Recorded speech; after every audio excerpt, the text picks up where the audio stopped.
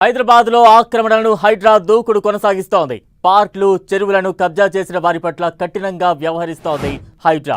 ఇవాళ ఒకే రోజు 4 ప్రాంతాల్లో భారీ ఆపరేషన్లు చేపట్టింది.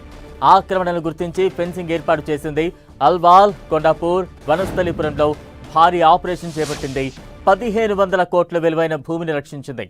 కొండాపూర్లో 700 కోట్ల విలువైన భూమిని హైడ్రా కాపాడింది.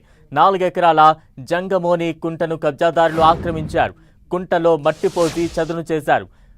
ప్లాట్లుగా చేసి అమ్మకానికి సిద్ధమయ్యారు. కబ్జాపై స్థానికులు హైడ్రాకు ఫిర్యాదు చేశారు.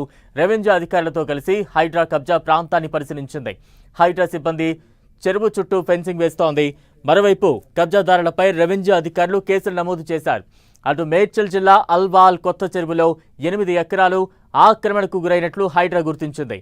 ఎఫ్టీఎల్ పరిధిలో ప్లాస్టిక్ కంప్రెసివ్ యూనిట్, ప్లాస్టిక్ వ్యర్థాల సేకరణ వంటి కార్యక్రమాలు నిర్వహిస్తూ చెరువును కలుషితం చేస్తున్నారని స్థానికులు హైడ్రాకు ఫిర్యాదు చేశారు. దీంతో క్షేత్రస్థాయిలో పరిశీలించిన హైడ్రా అధికారులు ఆక్రమణలపై చర్యలు చేపట్టారు. చెరువులో హెచ్చరిక బోర్డును కూడా ఏర్పాటు చేసింది హైడ్రా. రంగారెడ్డి జిల్లా వనస్థలిపురం జక్కిడి నగర్ కాలనీలో 650 గజాల పార్కు స్థలాన్ని హైడ్రా కాపాడింది. 132, 133 సర్వే నంబర్ గల భూమిని ప్లాట్లుగా మార్చి విక్రయానికి సిద్ధం చేశారు. దీనిపై స్థానికులు ప్రజావాణిలో హైడ్రాకు ఫిర్యాదు చేశారు. ఘటనా స్థలాన్ని పరిశీలించిన హైడ్రా ఆక్రమణలను తొలగించి పార్కు చుట్టూ ఫెన్సింగ్ ఏర్పాటు చేసింది.